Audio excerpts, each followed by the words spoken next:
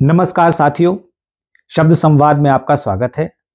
आज हम जिस साहित्यकार से बातचीत करने जा रहे हैं, उन्होंने केवल देश में ही नहीं बल्कि विदेशों में भी अपना नाम रोशन किया है और एक ऐसी विधा को प्रतिष्ठित और प्रचारित किया है जिसका नाम है लघु कथा। जी हाँ, आज मैं जिनसे बातचीत करने जा रहा हूँ वे हैं श्री सुकेश साहनी जी, जाने माने लघु कथाकार। साहनी जी, आपका बहुत बहुत स्वागत है शब्द संवाद में। नमस्कार। साहनी जी, आपको लघु कथाकार के रूप में लोग जानते हैं, देश में ही नहीं विदेशों में भी जानते हैं। तो अपनी इस साहित्य यात्रा के विषय में हमारे दर्शकों को कुछ बताइए। एक्चुअली देखा जाए तो साहित्य यात्रा से पहले साहित्य का बीजारोपण है। जी। तो बीजारोपण तो माँ द्वारा जो मुझे कहानियां सुनाई गई जी। उनके द्वारा हुआ, और उसके बाद ये एक संयोग मात्र है कि मेरे घर में प्रेमचंद जी की दो सर्वश्रेष्ठ कहानियां पुस्तक मौजूद थी और मुझको अवसर मिला दो बैलों की कथा पढ़ने का। वाह वाह वाह। वहां से मेरे मन में साहित्य के प्रति रुझान उत्पन्न हुआ। अच्छा। ये रुझान उत्पन्न हुआ जी। और उसके पश्चात धीरे धीरे मैंने खोज के कहानियां पढ़नी शुरू की जी। और घर में इस तरह का साहित्य उपलब्ध था जी। तो एक बार भाई साहब ने, मुझसे 9 साल बड़े थे, अब स्मृति शेष हैं जी। तो उन्होंने कहा, अरे क्या पढ़ते रहते हो, लिखो तो जाने। जी। तो उस समय उपलब्ध जो था ये पॉकेट बुक्स वाला, जिसे हम लोग आम बोल चाल में लुगदी साहित्य कह देते हैं। जी। उस तरह का साहित्य उपलब्ध था जी। तो वो मुझे पढ़ने को मिला और मैंने पढ़ा ही नहीं, लिखा। जी। जब मैं हाई स्कूल में था तब मेरे 7 उपन्यास में लिख चुका था। और जिनमें से 2 उपन्यास प्रकाशित हुए थे। अच्छा। तो मैं इसे अपनी साहित्य का, जिसे कहना चाहिए कि शुरुआती दौर कहूँगा, कि जिसके माध्यम से, यानी मैं प्रेमचंद जी को और ये जो लोग, जिसे हम लोग पॉकेट बुक सीरीज या इस तरह का साहित्य कहते हैं, जो लोकप्रिय साहित्य है, उन दोनों के सम्मिलित योगदान से मेरा जो है लेखन की ओर मैं प्रवृत्त हुआ। जी। और लेकिन पढ़ने में तेज था, पढ़ाई में अच्छा था, लेकिन इन सब से, उपन्यास लेखन से, ये सब मेरी पढ़ाई पे इफेक्ट पड़ने लगा। तो इसको घर वालों ने भी कहा और मुझे खुद भी यही समझ में आया कि अभी इसे विश्राम देना है। जी। और इसको मैंने वहां पर रोका। और जब फिर मैंने IIT में बम्बई में शिक्षा ग्रहण करने के साथ साथ मैंने पुनः लेखन शुरू किया। अच्छा। तो इस तरीके से मेरी लेखन की तो शुरुआत हुई। और शुरुआत हुई उपन्यास से, फिर कहानी, और फिर लघु कथा। अच्छा। आमतौर पर होता यह है कि लोग पहले छोटी विधा से शुरुआत करके उपन्यास तक जाते हैं, लेकिन आपने उल्टा काम किया, पहले उपन्यास लेके फिर कहानी और फिर लघु कथा। जी। अब जैसा कि आपने बता ही दिया है कि लघु कथा के अलावा आपने कहानियां और उपन्यास भी लिखे हैं, तो इसके अलावा कोई और साहित्य की विधा है जिसमें आपने लिखा है, कथा साहित्य के अलावा बताइए। कुछ विचित्र संयोग था कि मैं जब पंजाब सम्मेलनों में जाता था तो कुछ कविताएं, जो शायद किसी को मालूम भी नहीं है, आज शायद आपके माध्यम से ये बात आगे जाए कि कुछ कविताएं अपने आप आई। उसके लिए मुझे कोई प्रयास नहीं करना पड़ा और इसलिए वो ज्यादा लेखन है भी नहीं मेरा, लेकिन मैंने 10-15 कविताएं भी लिखी और कुछ व्यंग भी लिखे। अच्छा। लेकिन इसे मैं अपनी मूल विधा तो मानूंगा लघु कथा और कहानी। लघु कथा और कहानी को। जी। लेकिन उसमें भी लघु कथा को वरीयता दी। जी, बिल्कुल। आप लघु कथाकार के रूप में ही जाने जाते हैं। बहुत कम लोग जानते हैं कि साहनी जी ने कहानियां भी, बहुत अच्छी कहानियां लिखी हैं। और बहरहाल आपका जो स्थान है वो लघु कथा के को स्थापित करने के लिए है, करने वालों में है इस समय। अच्छा, आपने जैसे बताया कि प्रेमचंद को पढ़ करके या जैसा कि लोकप्रिय साहित्य को पढ़ करके आपने उपन्यास लिखे, तो क्या लघु कथा लिखने से पहले भी आपने कुछ लघु कथाकारों को पढ़ा था? ऐसा था कि मैंने सारिका जी पत्रिका मैं सारिका पत्रिका में मैं लोक कथाएं पढ़ता था, तो मुझे संतुष्टि नहीं मिलती थी, बल्कि पढ़कर मुझे लगता था कि ये तो कुछ नहीं है, मतलब ये तो चुटकुले के करीब है या इसमें गंभीरता कम है, और इससे अच्छा तो मैं लिख सकता हूँ। तो मैंने रूसी साहित्य भी पढ़ा और सारिका में छपने वाली जो ये लोक कथाएं थी, तो उसमें भी निश्चित रूप से कुछ बड़े नाम भी थे जो लोक कथा लिखते थे। तो उसको देख के फिर मुझे लगा कि मैं भी लिख सकता हूँ, और मैंने लोक कथाएं लिखना शुरू किया। तो इत्तेफाक से पहली लोक कथा सारिका में ही छपी।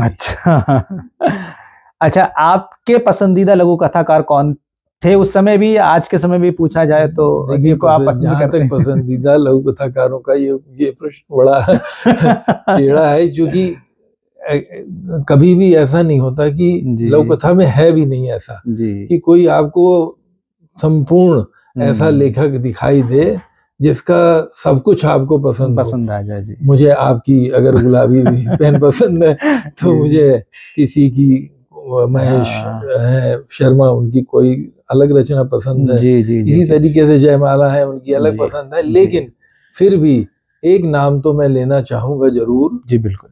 रमेश बत्रा।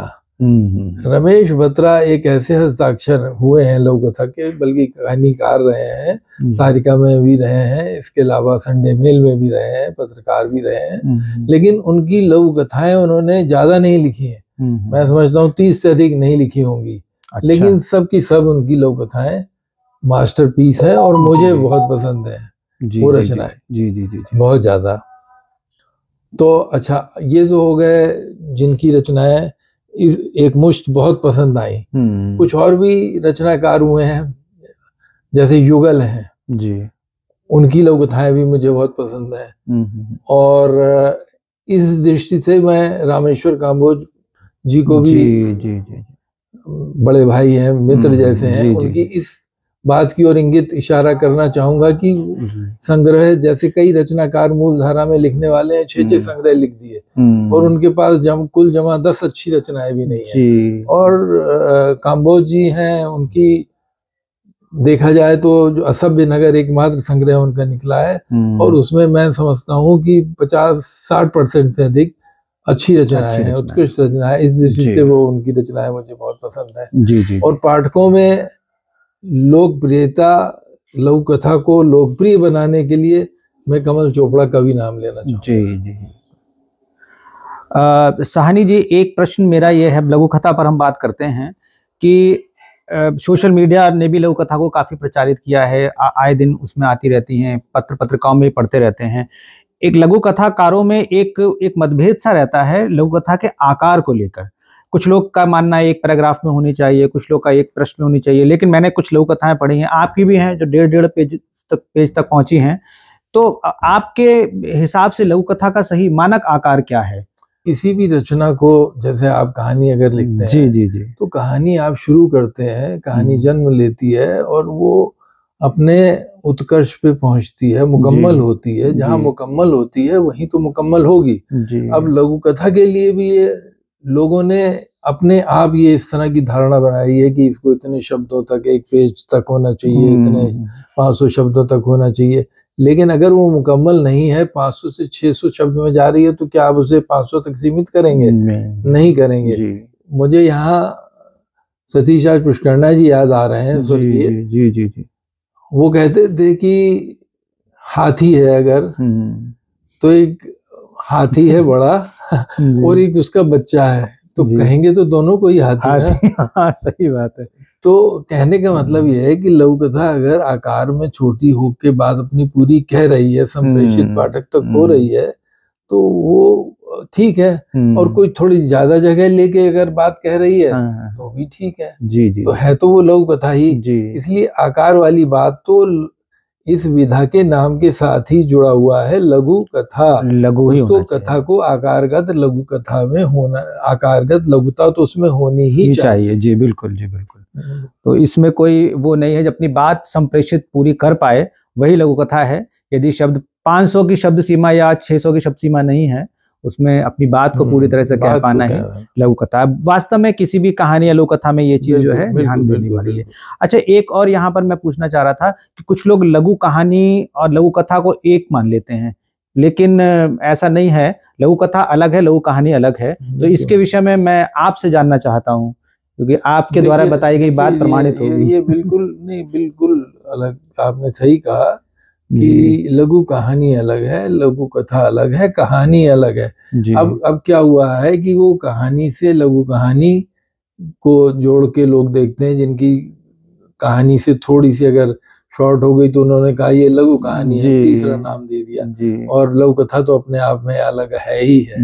तो इसके अंदर भी एक अलग बात है कि कथ्य इम्पोर्टेंट है। अगर कथ्य एक मुखी है तो वो लघु कथा है, और अगर बहुमुखी है तो उसको आप लघु कहानी की तरफ ले जाएं तो रचनाकार उसको लिखता है तो उस तरीके से लिखता है। तो अगर कथ्य एक मुखी है तो वो लघु कथा ही बनेगी। यानी थीम आपके अंदर या रॉ मटेरियल आपके अंदर अगर लघु कथा का है तो वो लघु कथा ही बनेगी। जी, बिल्कुल सही कहा आपने कि यदि कथ्य एक मुखी है तो वो लघु कथा ही बनेगी, और बहुमुखी कथ्य है तो फिर उसे आप लघु कहानी या कहानी कुछ भी नाम दे सकते हैं। बिल्कुल सही। अच्छा, एक बात और यहाँ जानना चाहता हूँ कि लघु कथा को कथा साहित्य के अंतर्गत ही रखा जाना चाहिए या उसके लिए कुछ अलग बिल्कुल विधा है लघु कथा?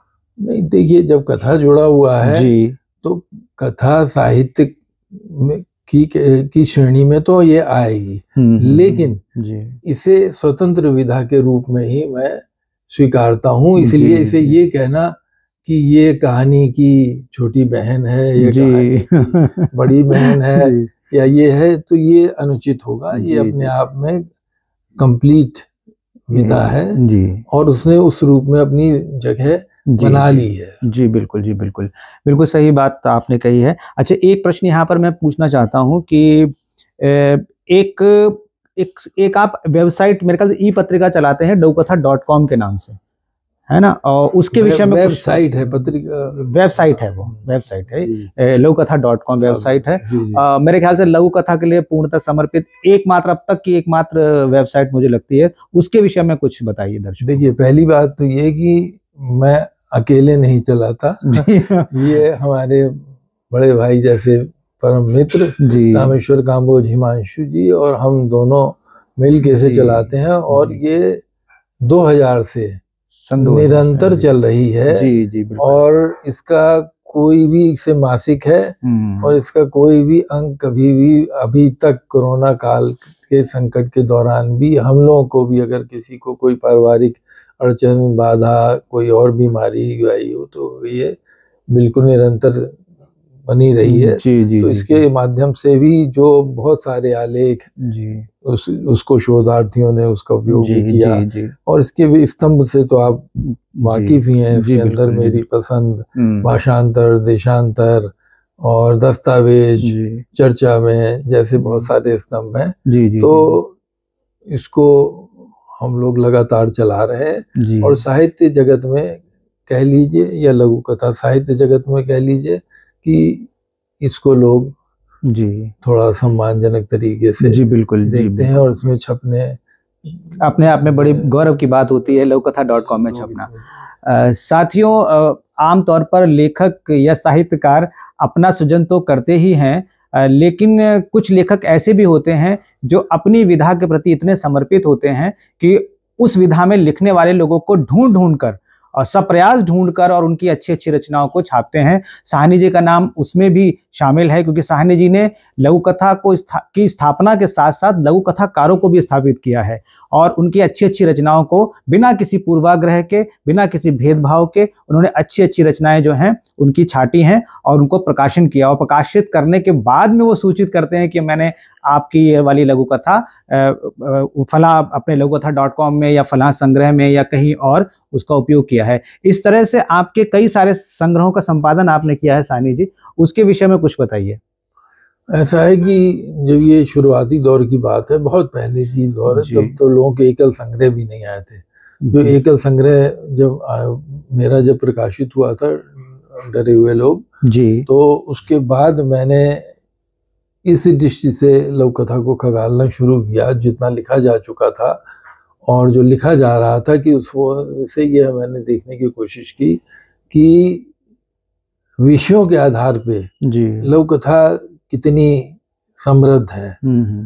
तो मैंने देखा कि नहीं भाई, इसमें तो काफी कुछ काम हो चुका है, लेकिन उसका कोई मूल्यांकन नहीं हो रहा है। जी। तो मैंने महानगर की लघु कथाएं, स्त्री पुरुष संबंधों की लघु कथाएं, देह व्यापार की लघु कथाएं, 20वीं सदी की प्रतिनिधि लघु कथाएं, या समकालीन भारतीय लघु कथाएं, मास्टर स्ट्रोक, गहरे पानी पैठ, और भी इसके अलावा रामेश्वर काम्बोज जी और हमारे द्वारा मिलके देश देशांतर, मानव मूल्यों की लघु कथाएं, मेरी पसंद स्तंभ, इस तरह से रचनाएं जो है शुरू की। और कहना ना होगा, इसका उद्देश्य यही था कि लघु कथा अपनी ताकत या अपनी अब तक जो उसने अर्जित किया है वो भी लोगों के सामने रखा जाए। जी जी जी जी। साहनी जी, आपकी कई लघु कथाएं मैंने पढ़ी हैं और उसमें पाया है कि मानवीय संवेदना तो है ही, लेकिन उसके साथ साथ प्राकृतिक संवेदना भी है। उसमें कहीं कहीं पर आपने पशुओं को जो है मानवों की संवेदना से ज्यादा उत्कृष्ट बताई। एक लघु कथा मुझे याद है, आपने एक गोष्ठी में भी पढ़ी थी, जिसमें कुत्ते जो थे वो एक रात में किसी कॉलोनी में जो है लड़की को लोग छेड़ रहा, जागरूक, उसमें जो थे, जो स्ट्रीट डॉग्स हैं वो ज्यादा जागरूक हैं लोगों के साथ में। जी। अच्छा, एक लघु कथा आपकी थी जिसमें पानी को लेकर संघर्ष था, तो वो क्या इस वजह से है कि आप भूगर्भ विभाग में सेवारत थे या उसका कोई और कारण भी रहा है? आप ये कह सकते हैं कि भूगर्भ जल विभाग में सेवारत होने का लाभ जी भले ही मिला हो, लेकिन जल का संकट गंभीर संकट है जी, और किसी भी रचनाकार की रचनाओं में समकालीन संकट परिलक्षित होना ही चाहिए। जी बिल्कुल। तो अगर मैं भूगर्भ जल विभाग में नहीं होता तो भी मैं पानी जैसे विषय पे निश्चित रूप से कुछ लिखता, और मुझे लगता है कि मैंने पानी विषय पे जो बहुतायत में रचनाएं लिखी हैं, शायद 20-25 से भी अधिक रचनाएं हैं। तो वो उसका एक सहायता कह लीजिए, सहायक कह लीजिए कि वो मेरा भूगर्भ जल विभाग में होना है, जिससे मेरा अनुभव क्षेत्र थोड़ा व्यापक था, तो मुझे थोड़ी सुविधा हुई, आसानी हुई। लेकिन लिखता तो तब भी मैं, क्योंकि वो अब मान लीजिए हिंदू सिख दंगे हुए तो मैंने आइसबर्ग लिखी। अयोध्या में जब ये सब हुआ मंदिर निर्माण के दौरान तो मैंने चादर लिखी। तो और भी इसी तरीके से कुछ चीजें ऐसी हुई, तो वो स्वतः आई रचना के अंदर। जी, पानी का संकट वैसे आपने देखा होगा अपने उस डिपार्टमेंट में, या तो आपने उस चीज को बिल्कुल अभिव्यक्त किया है। जी। एक प्रश्न मैं पूछना चाह रहा था कि आपकी लघु कथाओं को पढ़ते हुए मैंने देखा कि उसमें संघर्ष और समस्या तो है ही, समाधान नहीं दिखता है। तो ऐसा क्यों है कि समाधान नहीं देना? नहीं, ऐसा नहीं है। मतलब पहली चीज तो सीधे अगर हमें समाधान ही देना है तो हम निबंध लिख लेंगे, हम कथा कहानी को लिखेंगे। जी बिल्कुल। कथा कहानी का उद्देश्य एक तो ये होता है कि पाठक को, जैसे किसी भी आप कोई फिल्म देखते हैं या आप कोई प्रोग्राम देखते हैं या आप कोई इस तरह का कोई भी तो आपको एक तृप्ति मिलती है, आपकी भूख शांत होती है। तो उसी तरीके से उसमें भी रचना जब आप कोई लिखते हैं तो उसके अंदर अगर आपको सीधे बताना है, निदान देना है, बताना, तो वो नहीं, वो रचना में पिरो के आना चाहिए। और ऐसा नहीं है कि सभी रचनाओं में ऐसी स्थिति हुई हो, कहीं सचेत किया गया है, कहीं समाधान को कथा में पिरो के इस तरीके से दिया गया है कि ऐसा दिखता नहीं है समाधान है, लेकिन वो समाधान भी उसमें है, जुड़ा हुआ है। तो आप मूलतः आदर्शवादी हैं, यथार्थवादी हैं या फिर आशावादी हैं? देखिए, पहली बात तो ये है कि ये पाठक तय करे कि कौन, मतलब जब रचना पढ़ेगा तो अपने आप मूल्यांकन करेगा कि क्या है। लेकिन ये सही है कि किसी आदर्शवाद से प्रेरित होके रचना को एकदम हर तरीके से, हर एंगल से काट के, कस के आदर्श के रूप में प्रस्तुत करना मेरे लेखन में नहीं शामिल रहा है। हाँ, और जो यथार्थ है उसके साथ सकारात्मक सोच के साथ उद्देश्यपूर्ण जो रचना है उस तरीके से ही मेरा लेखन रहा है। तो मुझे लगता है कि यथार्थ प्रमुख है उसमें, और लेकिन खाली यथार्थ नहीं, सकारात्मक सोच के साथ। जी। आपने खलील जिब्रान की लघु कथाओं का अनुवाद किया, उसकी पुस्तक भी आई थी, तो आपकी लघु कथाओं पर उनका भी प्रभाव देखा जाता है, तो उसका क्या कारण है? आप उनसे प्रभावित हैं या अनुवाद के कारण से ऐसा हुआ या कोई और वजह है? देखिए, खलील जिब्रान, काफका, लूशुन और भी इवान तुर्गनेव, कई रचनाकार ऐसे हैं। सबसे अनुवाद तो मैंने खलील जिब्रान की पूरी पुस्तक का ही किया है। तो आप कह सकते हैं कि रचनाओं का जो प्रभाव वाली बात है वो अवश्य पड़ा होगा। लेकिन मैं यहाँ ये स्पष्ट करना चाहूँगा कि कुछ खलील जिब्रान की रचनाएं मुझे ऐसा लगा कि वर्तमान संदर्भों में अगर उनको और आगे बढ़ाया जाए या उनको और उनसे प्रेरणा लेके लिखा जाए तो वर्तमान परिस्थितियों के बहुत सटीक बैठती है। तो इस तरह की रचनाएं मैंने लिखी हैं। और मतलब उसको ये कहना चाहिए, उसको प्रभाव ना कह के उससे प्रेरित होके उनका एक्सटेंशन है। अच्छा, जो इस समय वर्तमान परिस्थितियों पे आता है। जी। एक प्रश्न मैं अलग से पूछना चाहता हूँ, वो ये कि आजकल सिर्फ लघु कथा में नहीं, हालांकि लघु कथा में ज्यादा देखने में आया है, और भी विधाओं को सिखाने के संस्थान जैसे खुल रहे हैं। बिल्कुल। तो इसके विषय में आप क्या कहना चाहेंगे? क्या आप कोई साहित्य इस तरह से कोई सिखाया जा सकता है? नहीं, बिल्कुल आप जो कह रहे हैं खुल रहे हैं और चर्चा में भी है जी। लेकिन मेरा ये शुरू से मानना ये है कि इसको उस तरह से क्लास में नहीं सिखाया जा सकता, पढ़ाया जा सकता, बताया जा सकता।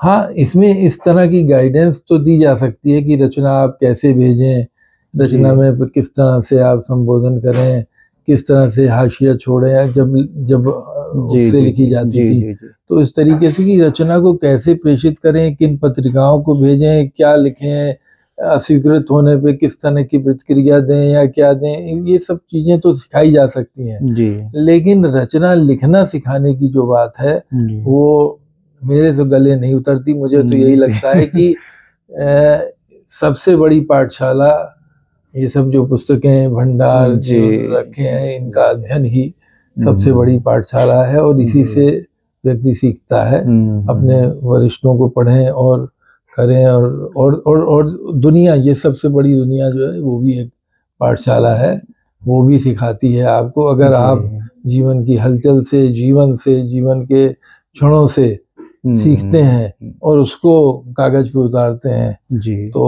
वो ज्यादा महत्वपूर्ण है, वही सीखता है, उसी से। बिल्कुल सही कहा आपने। सच्ची पाठशाला ये जीवन है, जीवन के अनुभव है, उन्हीं से सीख कर और प्रेरित होकर के जब लिखा जाता है तभी एक सार्थक और एक संप्रेषित रचना बन पाती है, हृदय तक पहुंचती है।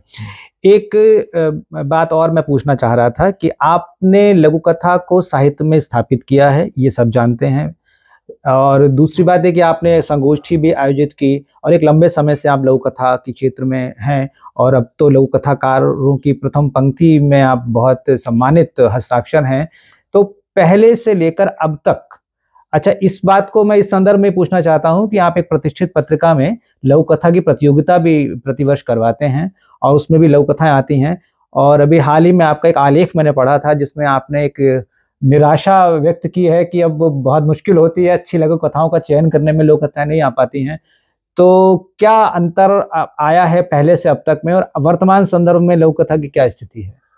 देखिए, ऐसा है कि शुरू से अगर लघु कथा का उस दृष्टि से अवलोकन करें तो इस समय लघु कथा लिखने वालों की संख्या बहुत अधिक हो गई है जी, बहुत अधिक लिखा जा रहा है जी। लेकिन जो आपने उसमें लिखा कि मैंने अपने लेख में भी इस टिप्पणी की है जी, उसमें अच्छी रचनाएं बहुत कम मिलती हैं जी।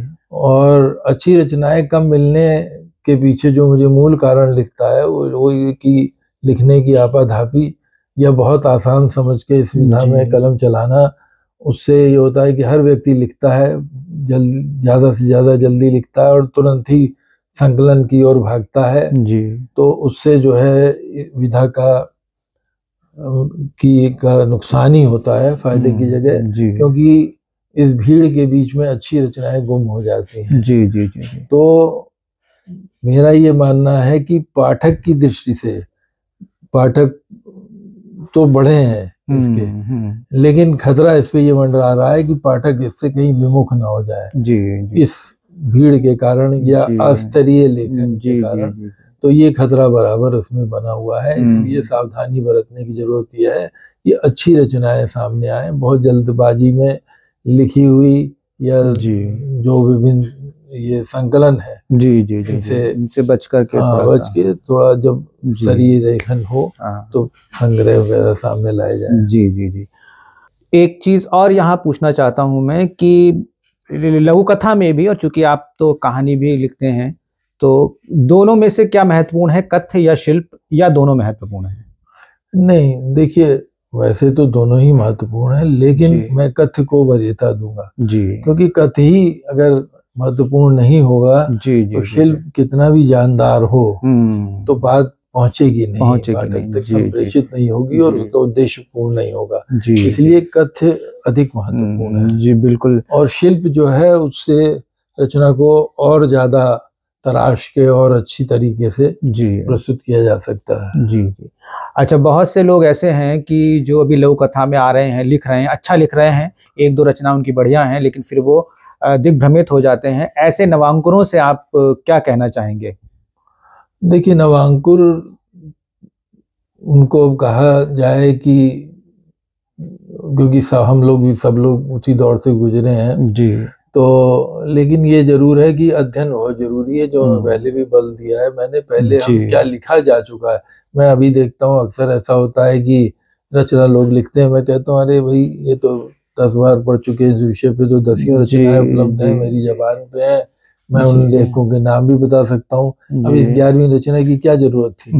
मैं स्वयं कई बार ऐसा होता है, कोई थीम मेरे मन में होती है और उस पर मुझे मान लीजिए किसी अपने दूसरे वरिष्ठ साथी की अच्छी रचना मिल जाती है या लवलेश जी की मिल जाती है, तो मैं तो छोड़ दूंगा, उस पर नहीं लिखूंगा। मैं कहूँगा उनसे बेहतर लिख सकता हूँ इस विषय पे, तो लिखूं, नहीं तो कोई जरूरत नहीं है। जी जी, सही बात, बिल्कुल ये है। तो यही संदेश है कि अध्ययन पहले करें कि इस विधा में कितना क्या काम हो चुका है और उससे आगे की बात करें। जी जी, बिल्कुल सही कहा साहनी जी ने, और ये बात बिल्कुल सही है कि किसी भी विधा में लिखने से पहले उस विधा की पर्याप्त जानकारी के साथ साथ अपने पहले के लेखकों का अध्ययन करना अनिवार्य है, और अध्ययन का ही परिणाम होता है कि जब आप एक अच्छी रचना सामने दे पाते हैं पाठकों के लिए।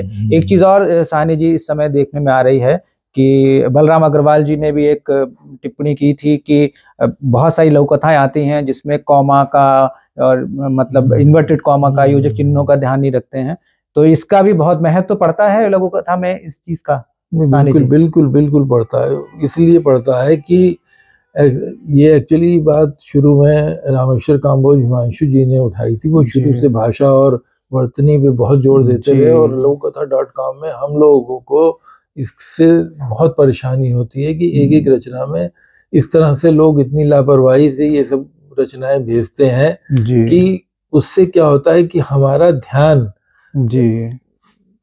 उस रचना के कंटेंट से हट के ना वर्तनी पे जाता है और उस रचना का वास्तविक मूल्य कम हो जाता है। जी जी जी जी, वो रचना आधा दम तो वहीं तोड़ देती है जब उन गलतियों की ओर ध्यान जाता है। अनुस्वार अनुनासिक की बहुत गलतियां करते हैं, बहुत इस पर भी काम्बोज जी की टिप्पणी इस पर भी थी जी।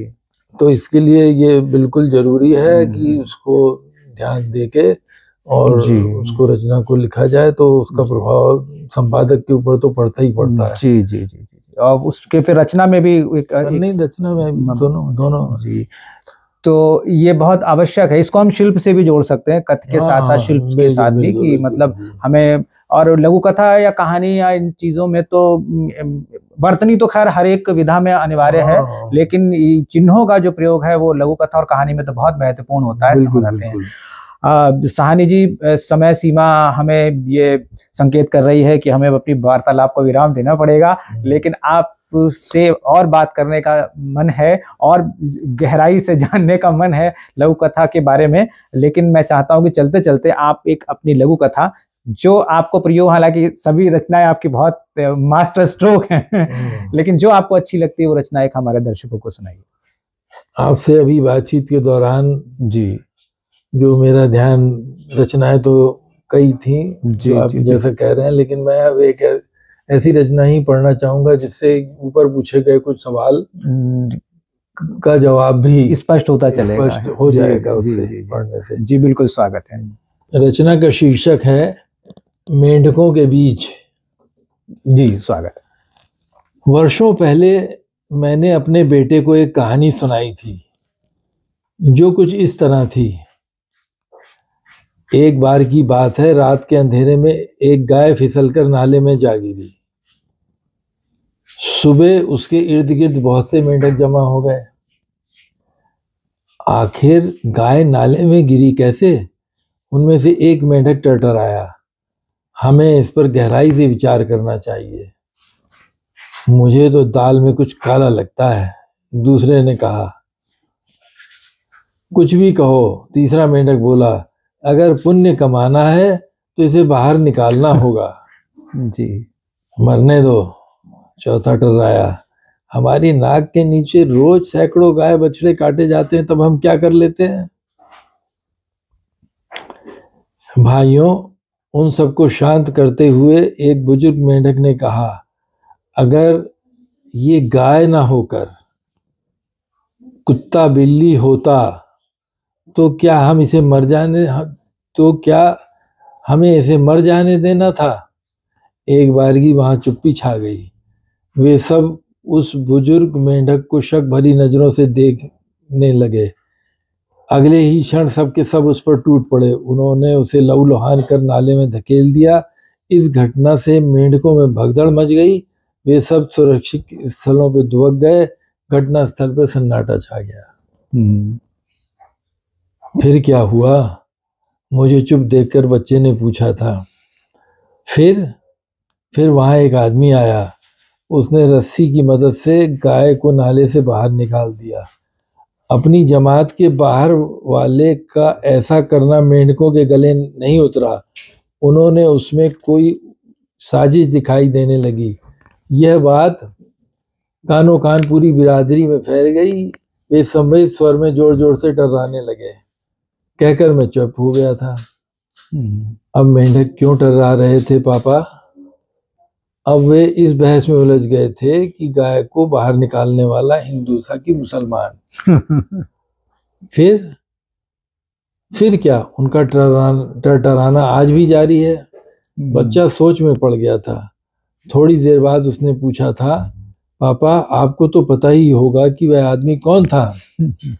बेटा, मुझे इतना ही पता है कि वह अच्छा आदमी था। मैंने उसकी भोली आंखों में झांकते हुए कहा था, वह हिंदू था या मुसलमान ये जानने की कोशिश मैंने नहीं की, क्योंकि तुम्हारे दादाजी ने मुझे बचपन में ही सावधान कर दिया था कि जिस दिन मैं इस चक्कर में पड़ूंगा उसी दिन आदमी से मेंढक में बदल जाऊंगा। क्या बात। इसके बाद मेरे बेटे ने मुझसे इस बारे में कोई सवाल नहीं किया था और मुझसे चिपक कर सो गया था। मुझे नहीं मालूम ये कहानी मेरे बच्चे के मतलब की थी या नहीं, उसकी समझ में आई थी या नहीं, पर इतना जरूर है कि उस दिन के बाद वह मेंढकों से जरा दूर ही रहता है। अब इसमें एक टिप्पणी बस जोड़ के बात खत्म करूंगा। जी। अभी बात हुई थी कि रचना में समाधान की। जी जी जी। अब मैं इसी तरह के समाधान की ओर जोर देना चाहूंगा जी, कि जहाँ रचना में ही बात कही जाती है और समाधान साफ है कि मेंढकों से दूरी रहो। जी जी बिल्कुल यहाँ पर जी जी। तो यहाँ सीधे सीधे किसी निबंध की तरह टिप्पणी नहीं जड़ी गई है। रचनाकार ने और पात्रों के माध्यम से ही ये बात कही गई है। दर्शकों, ये अगर हम सुकेश साहनी जी की लघु कथा सुन रहे हैं तो ऐसा हो ही नहीं सकता कि उनसे हम दूसरी लघु कथा के लिए आग्रह ना करें। तो साहनी जी, निवेदन है कि एक और लघु कथा आप सुनाइए। धन्यवाद, जरूर। इस रचना का शीर्षक है चिड़िया। जी, स्वागत है।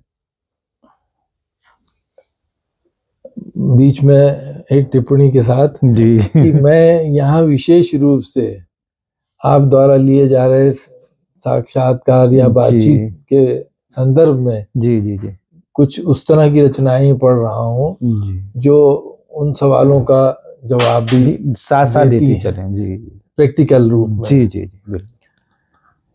कमरे में गहरा सन्नाटा पसरा हुआ था। वह अपने दिल की धड़कन को मानो पूरे शरीर से सुन रहा था। एक के बाद एक हादसों ने उसे तोड़कर रख दिया था। जीवन में रोशनी की कोई किरण न देख दिन रात उसी के बारे में सोचता रहता था और वह साक्षात उसके सामने खड़ी थी। उसकी सम्मोहित करने वाली नजरें उसे अपनी ओर खींच रही थी। उत्तेजना के मारे उसका पूरा शरीर थरथरा रहा था। वह उसे गले लगाने ही वाला था कि हल्की फड़फड़ाहट से उसका ध्यान भंग हो गया।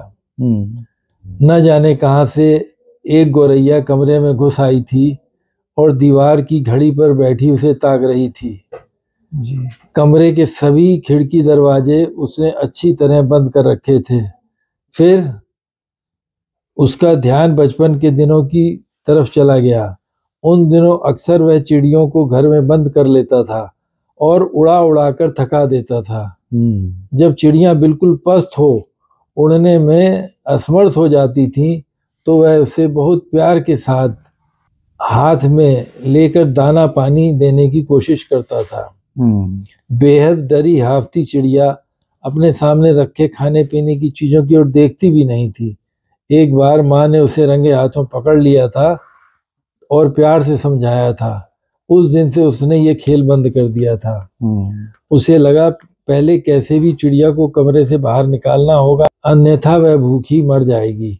उसने मच्छरदानी के बांस से रोशनदान को खोल दिया और चिड़िया को बाहर निकालने की कोशिश करने लगा, लेकिन चिड़िया रोशनदान से विपरीत दिशा में उड़कर उसकी माँ की मादा चढ़ी फोटो पर जा बैठी। उसकी स्मृतियों में पिता कहीं नहीं थे, अलबत्ता माँ से जुड़ी बहुत सी यादें थीं, पर जब से उसकी जिंदगी में आई थी वह उनसे कटने लगा था।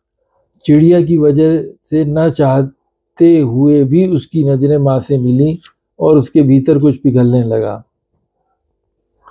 पंखे के नीचे से वह उसे बुला रही थी, पर अब उसकी आवाज बहुत दूर से आती मालूम दे रही थी। माँ घरों में बर्तन सफाई का काम करती थी और चाहती थी कि उसका बेटा बहुत बड़ा आदमी बने। उसे याद आया घर में इतने पैसे नहीं बचते थे कि माँ और वह पाँव में चप्पल भी पहन सके। एक बार जब उसके पैर में कांच लग गया था तो माँ कितनी दुखी हो गई थी। उसी दिन उसके लिए हवाई चप्पल ले आई थी। सोचते हुए उसकी आंखें नम हो आईं। फोटो पर बैठी चिड़िया अभी भी टुकुर टुकुर उसे ताके जा रही थी। कैसे भी चिड़िया को मुक्त करना होगा, सोचते हुए उसने कमरे की एकमात्र खिड़की को भी खोल दिया। चिड़िया फोटो से उड़कर टाण पर रखे संदूक पर जा बैठी। हार कर उसने कमरे का दरवाजा खोल दिया ताकि चिड़िया आराम से बाहर उड़ जाए। दरवाजा खोलते ही उसकी आंखें चौंधिया गईं। उसके ठीक सामने सूरज चमक रहा था। वह सूरज की रोशनी में नहा गया। उसे लगा जैसे वह गहरी नींद से जागा हो।